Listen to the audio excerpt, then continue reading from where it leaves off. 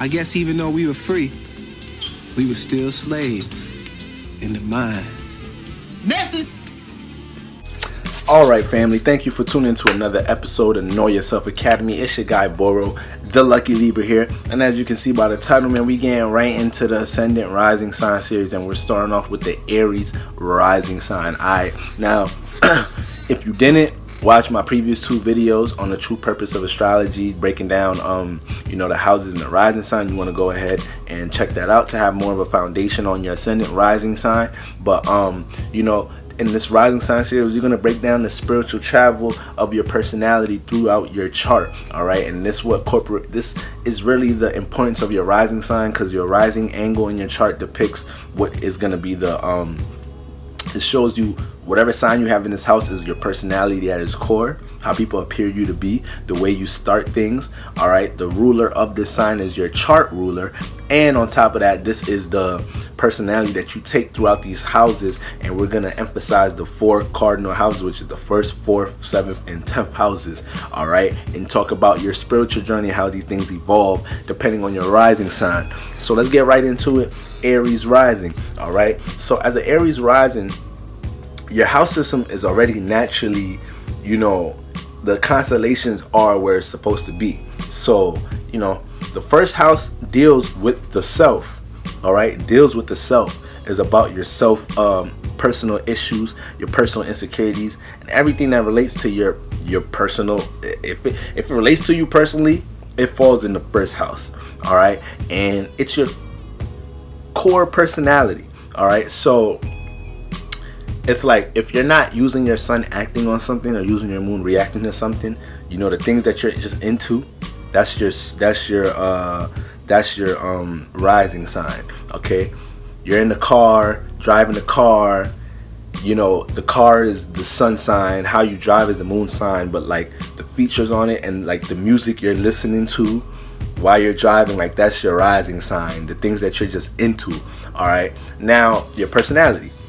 So when you have Aries in the first house, all right, the Aries constellation, like it's home here. All right, so this brings like a Mars influence here, and your Mars is home in the first house. So your chart ruler is Mars if you're Aries rising.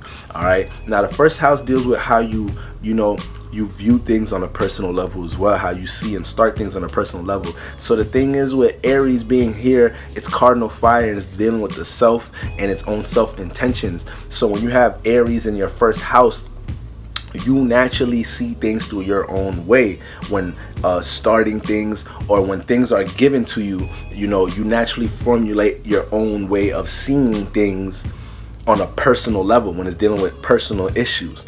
All right, so you know, it may be even hard for you to relate your personality to you know, different groups, social groups, people, places, and things, just because you have your own self way of viewing things, to the point that you come off as like you're always in your own self bag. Remember, the first house deals with how people appear you to be. So if you have Aries in the first house, people appear you to be sometimes as a person that's in their own head.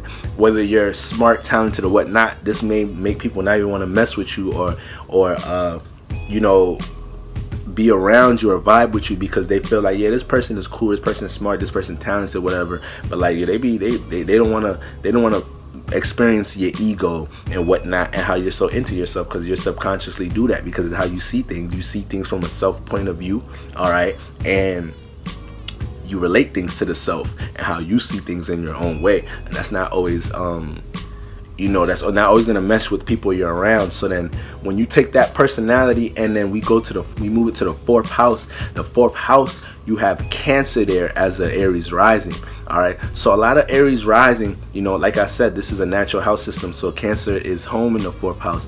So an Aries person is gonna go through experiences in their life sooner or later where they start feeling alone, or they feel like they have to basically they come off like they don't need nobody, or they don't need to depend on nobody, they're independent, but they really yearning or having somebody already that they're depending on, and some type of emotional support, or just depending on for life circumstances in some type of shape or form, because Cancer is dealing with, You know, Cancer in the 4th house is dealing with privacy, the heart space, the heart chakra, what's home to you, all right, and your emotional comfortability and domestic issues. So with Cancer here, Aries personality and whatnot may be so into the self or whatnot, but Cancer here, you're gonna naturally want to yearn for that because of the heart, because of the 4th house, because Cancer is there. So you have to learn this learning process with the square between the 1st and the 4th house. Aries rising has to learn how to take their personality and be able to compromise with others that they connect with on the emotional level to help them feel more comfortable in the heart space, to help them not feel alone. All right, a lot of Aries rising spiritual journey is going to come down to being relatable and connecting with others, because it's based off the self. It's already naturally into the self and its personal issues and insecurities. All right, and these things override other people's circumstances and the people, places, and things around them. All right, so that's what Aries is gonna have to learn through the 4th house. All right, learn to obtain that sense of nurturing through whatever connection they make through in a relationship or you know, just in the heart space. But Aries got to develop that, because it's gonna feel lonely in some type of shape or form in his life. All right, and a lot of people with heavy Aries energy, Aries sun, moons, and risings, play out situations of loneliness. But it's different, because let's say you're with Aries rising, but you're not an Aries sun or moon. You may not necessarily want to feel alone. You may not necessarily feel comfortable being alone. An Aries sun can feel comfortable being alone. Aries sun can want solitude, because it's based off his actions and don't want nobody disturbing its actions, so, or getting in the way of his actions. So sometimes being in solitude helps you to do everything you want to do in your own comfortability. So that's why Aries sun may like most of the time like solitude, like being alone, like being the lone wolf. All right, now so it may not be that case with an Aries rising. All right, this is just the travels your spirit going through and how you see things.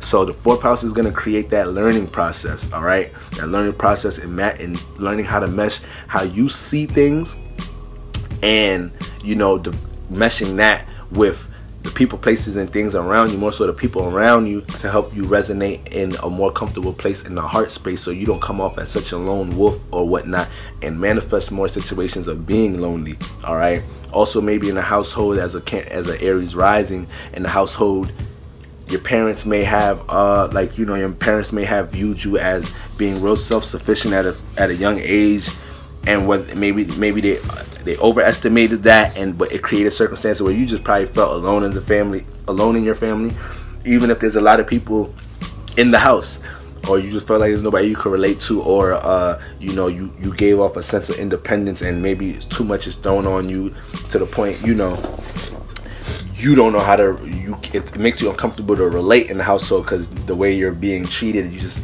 feel like you're unrelatable in the household or whatnot, or you feel like people in your household look at you as you're always in your own mind, always in your own bag, and you don't need no help, or when you really feel like you do need to depend on somebody. That just comes from how you see things from your 1st house, your personality.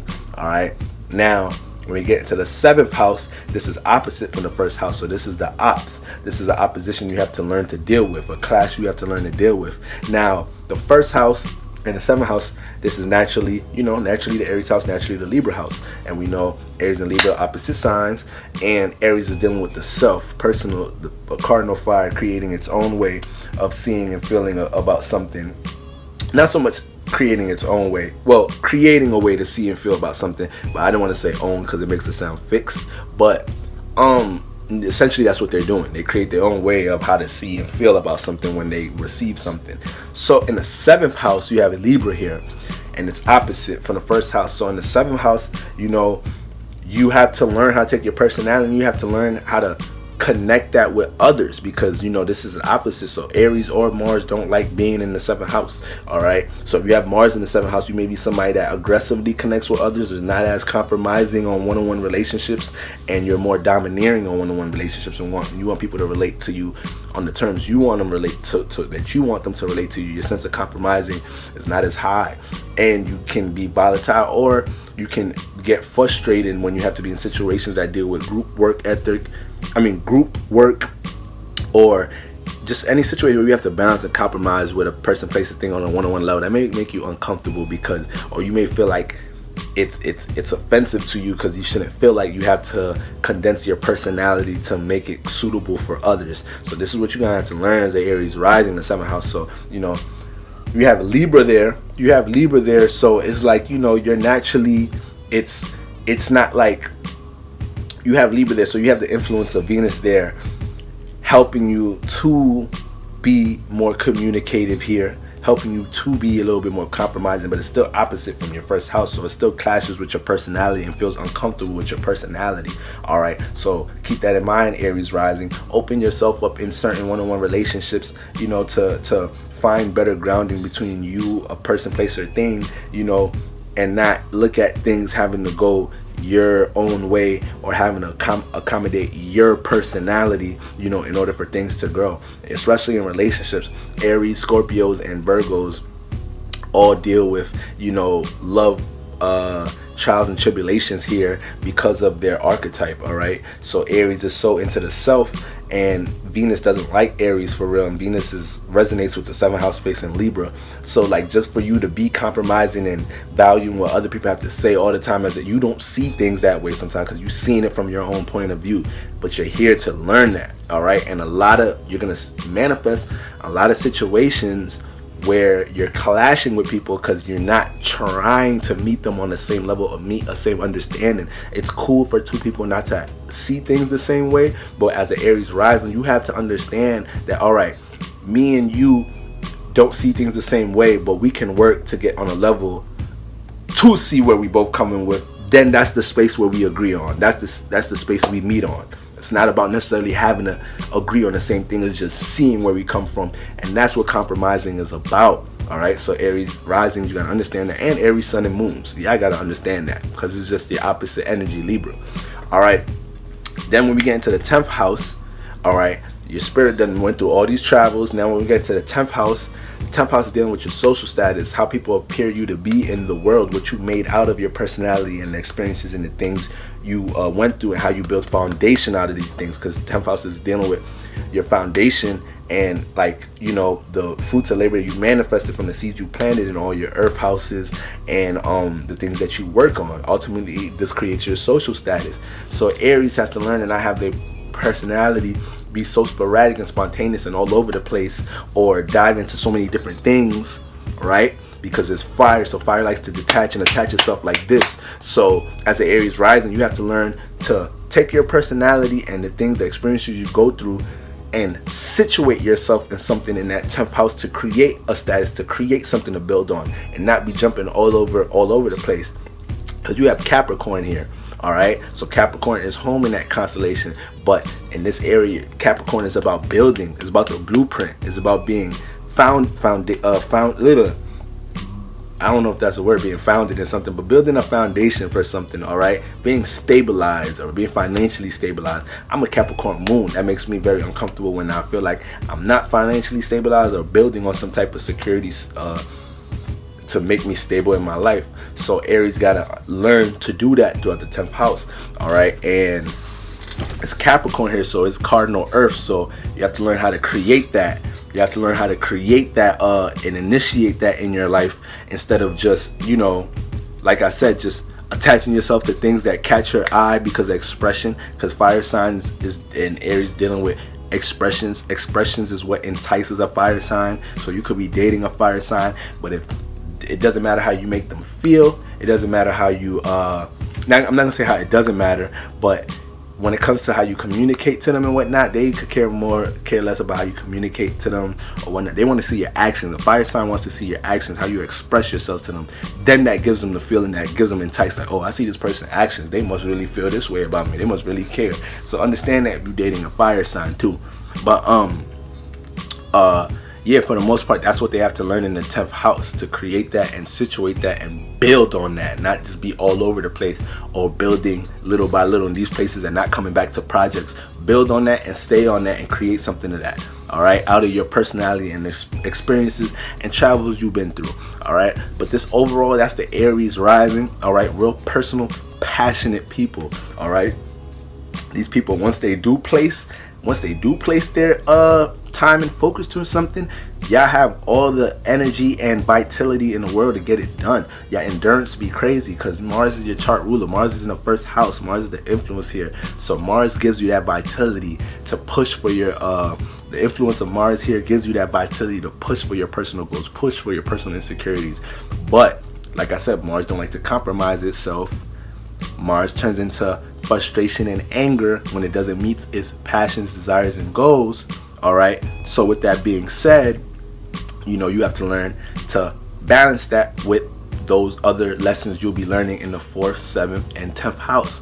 And that passion, fire, desire, place that in the right area, you manifest so much and a lot in this life, especially when you know, look at that 10th house and learn what you want to stabilize yourself in. All right. So that's the Aries rising sign in a nutshell, the you know, basic archetype for Aries rising. And I hope that elevated, you know, your knowledge for you Aries risings, or anybody that was watching this to learn about Aries risings that's around them, they're related to Aries rising, they may be dating. All right. But overall, in this Ascendant rising series, I want you guys to understand the spiritual travels you go through as a rising. All right.